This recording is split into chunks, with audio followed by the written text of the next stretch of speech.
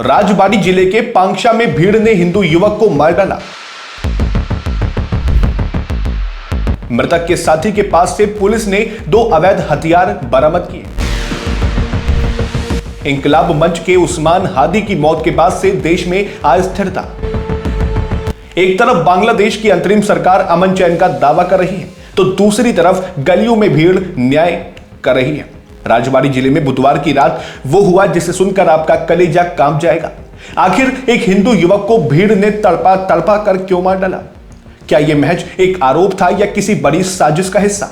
नमस्कार, मैं हूं अर्चित और आप देख रहे हैं समर इंडिया। पड़ोसी देश बांग्लादेश से हिंसा की खबरें रुकने का नाम नहीं ले रही हैं। जब से तख्ता पलट हुआ है वहां अल्पसंख्यकों विशेषकर हिंदू समुदाय पर हमलों की बाढ़ सी आ गई है। आज की सबसे बड़ी और विचलित करने वाली खबर राजबाड़ी जिले से आ रही है, जहां एक और हिंदू युवक की भीड़ ने पीट पीट कर बेरहमी से हत्या कर दी। यह घटना केवल एक हत्या नहीं है बल्कि उस गिरती कानून व्यवस्था का प्रमाण है जहां भीड़ ही जज, वकील और जल्लाद बनी हुई है। आज की इस विशेष रिपोर्ट में हम आपको बताएंगे कि आखिर उस रात होसेदंगा गांव में क्या हुआ और क्यों बांग्लादेश में हालात बेकाबू होते जा रहे हैं।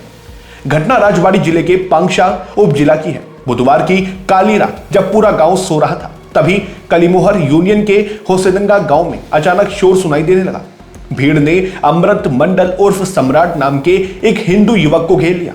आरोप लगाया गया कि सम्राट जबरन वसूली यानी एक्सटोर्शन के काम में लिप्त था। बिना किसी पुलिस जांच के, बिना किसी सबूत के वहां मौजूद सैकड़ों की भीड़ ने कानून को अपने हाथों में ले लिया। सम्राट को लाठियों और लोहे की रॉड से तब तक पीटा गया जब तक कि वो अधमरा नहीं हो गया। पांगशा सर्कल के सहायक पुलिस अधीक्षक देवव्रत सरकार के अनुसार रात करीब 11 बजे पुलिस को इस बात की सूचना मिली। जब पुलिस की टीम मौके पर पहुंची तो वहां का नजारा खौफनाक था। पुलिस ने किसी तरह उग्र भीड़ से सम्राट को बाहर निकाला। सम्राट की हालत बेहद नाजुक थी। उसे तुरंत पांगशा उप जिला स्वास्थ्य केंद्र ले जाया गया, लेकिन तब तक बहुत देर हो चुकी थी। शरीर के अंदरूनी हिस्से में लगी गंभीर चोटों की वजह से रात करीब 2 बजे डॉक्टरों ने उसे मृत घोषित कर दिया। इसी दौरान पुलिस ने सम्राट के एक साथी मोहम्मद सलीम को भी गिरफ्तार किया। सलीम की तलाशी लेने पर पुलिस ने एक विदेशी पिस्टल और एक देसी बंदूक बरामद की। अब पुलिस इस एंगल से भी जांच कर रही है कि क्या ये युवक वाकई किसी आपराधिक गतिविधि में शामिल थे या फिर ये भीड़ द्वारा रची गई कोई सोची समझी साजिश थी। दोस्तों, ये समझना जरूरी है कि बांग्लादेश में ये अचानक उबाल क्यों आया। दरअसल 12 दिसंबर को इंकलाब मंच के छात्र नेता उस्मान हादी को गोली मार दी गई थी। हादी का सिंगापुर में इलाज के दौरान 18 दिसंबर को निधन हो गया। इस मौत ने बांग्लादेश की सड़कों पर आग लगा दी। कट्टरपंथी संगठनों का एक धड़ा इस हत्या का आरोप यूनुस सरकार के अंदर बैठे कुछ लोगों और विरोधियों पर लगा रहा है। उस्मान हादी की मौत के बाद से ही ढाका से लेकर चटगांव तक हिंदुओं और उनके घरों को निशाना बनाया जाने लगा। चटगांव में भी हाल ही में एक हिंदू व्यक्ति की इसी तरह लिंचिंग की गई थी, जिसने पूरी दुनिया का ध्यान अपनी ओर खींचा। हिंसा का यह सिलसिला केवल आम जनता तक सीमित नहीं है। बांग्लादेश की नई राजनीतिक party national citizen party NCP के नेता मोहम्मद मुतालिब सिकदर पर भी सोमवार को खुलना में जानलेवा हमला हुआ। उनके सिर में गोली लगी है और उनकी हालत नाजुक है।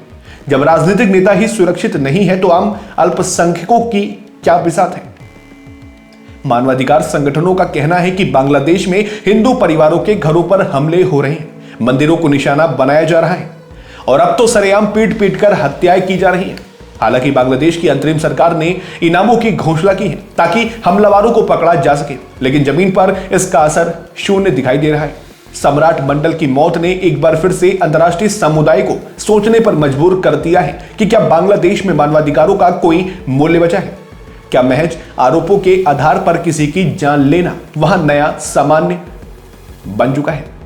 राजबाड़ी की इस घटना ने पूरे इलाके को दहशत में डाल दिया है। आप इस पूरी घटनाक्रम को कैसे देखते हैं? क्या आपको लगता है कि वहां की सरकार अल्पसंख्यकों को सुरक्षा देने में विफल रही है? अपनी राय हमें नीचे कमेंट बॉक्स में साझा करें और इस वीडियो को लाइक करें, शेयर करें और सब्सक्राइब करें समर इंडिया को, क्योंकि हम लाते हैं ऐसी ही निष्पक्ष खबरें जो आप देखना बिल्कुल पसंद करते हैं। फिर मिलते हैं एक और नए अपडेट के साथ। तब तक के लिए नमस्कार, जय हिंद, जय भारत।